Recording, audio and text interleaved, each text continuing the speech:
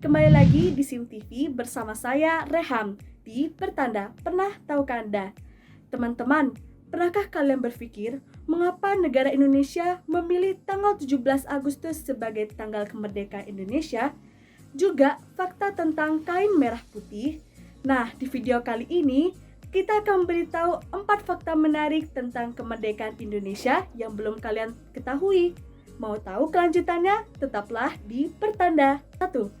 Bendera pusaka merah putih berasal dari kain tenda Warung Soto. Kala itu, Kanca Romusa di Baya, Banten Selatan Brigjen TNI Lukas Kustario diberi tugas untuk memberikan surat pribadi Tan Malaka kepada Bung Karno di Jakarta. Sesampainya di Jalan Pegangsaan nomor 56, Kustario melihat Nyonya Fatmawati menjahit kain bendera merah putih. Saat itu, bulan Agustus tahun 1945, para tokoh perjuangan sibuk mempersiapkan proklamasi kemerdekaan Indonesia. Apalagi, kediaman Bung Karno terlihat begitu sibuk tidak seperti biasanya. Tapi saya lihat bendera itu terlalu kecil, kira-kira ukurannya hanya setengah meter saja.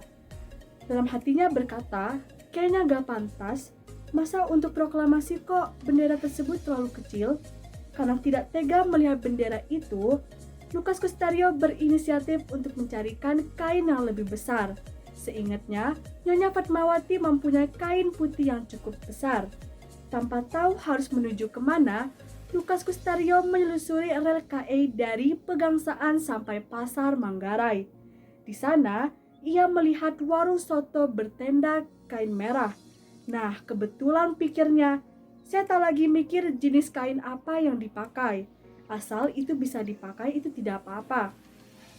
Maklum, di zaman Jepang, kain yang dikonsumsi rakyat tidak terlalu begitu bagus.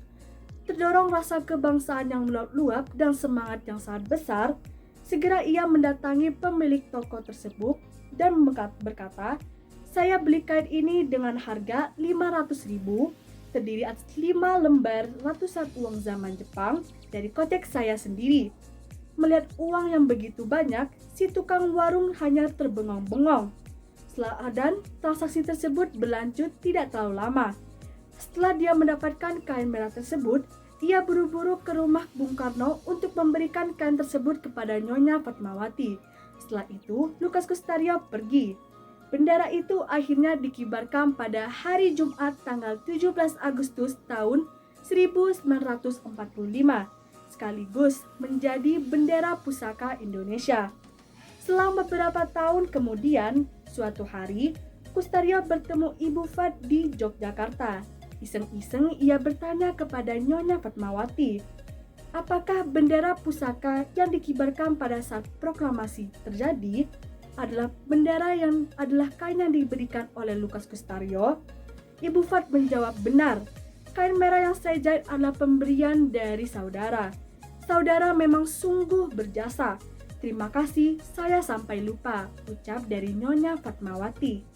2. Ibu kota sempat pindah 3 kali dalam 4 tahun. Hanya Indonesia negara di dunia yang berpindah-pindah ibu kota dalam kurun waktu yang singkat sebanyak 3 kali.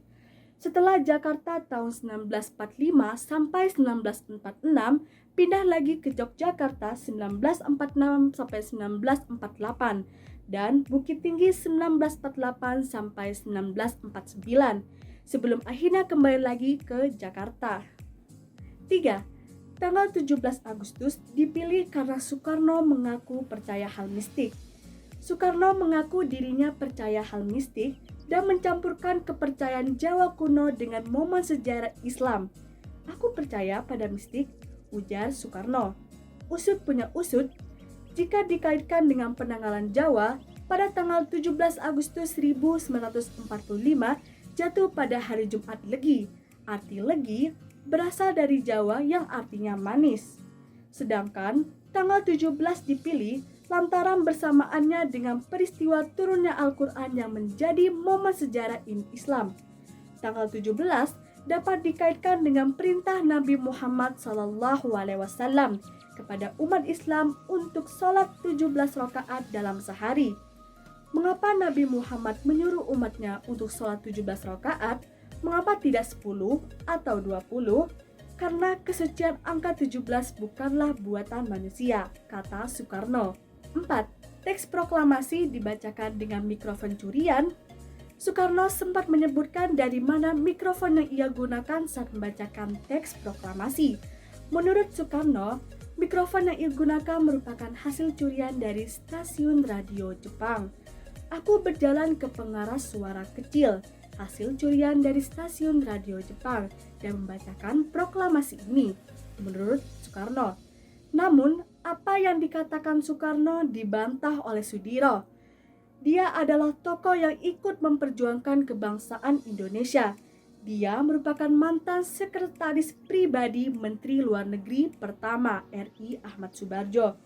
Soediro yakin betul bahwa mikrofon yang digunakan bukanlah hasil dari curian. Dalam ceramahnya pada 6 Desember tahun 1972 di Lembaga Pembinaan Jiwa 45, Jakarta, Soediro menyinggung mikrofon yang dikatakan Soekarno hasil curian. Itu tidak betul. Kata Soediro, pemilik mikrofon itu adalah buatan dari salah satu warga negara Indonesia yang bernama Gunawan.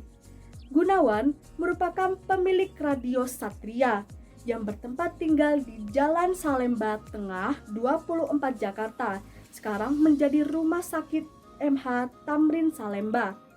Mikrofon itu, kata Soediro, buatan Gunawan sendiri. Gunawanlah yang merancang corong maupun kedudukannya. Semua itu adalah hasil kecerdasan dan keterampilan tangan seorang Indonesia yang bernama Gunawan. Gunawan pun mengakui bahwa mikrofon yang digunakan Soekarno saat membacakan proklamasi merupakan hasil buatannya. Mikrofon itu dibuat ala kadarnya karena memang saat itu kondisi sangat menyulitkan. Baik, demikian fakta-fakta yang mungkin belum kalian ketahui. Bagaimana perasaan kalian? Menarik bukan? Jika ingin mengetahui fakta-fakta selanjutnya, jangan lupa untuk tetap mengikuti Pertanda dengan cara mengklik tombol subscribe dan menyalakan lonceng notifikasi. Dan sekali lagi, jangan lupa subscribe karena subscribe itu gratis. Dan jangan lupa untuk like dan share video ini ke teman-teman kalian. Terima kasih. Assalamualaikum warahmatullahi wabarakatuh.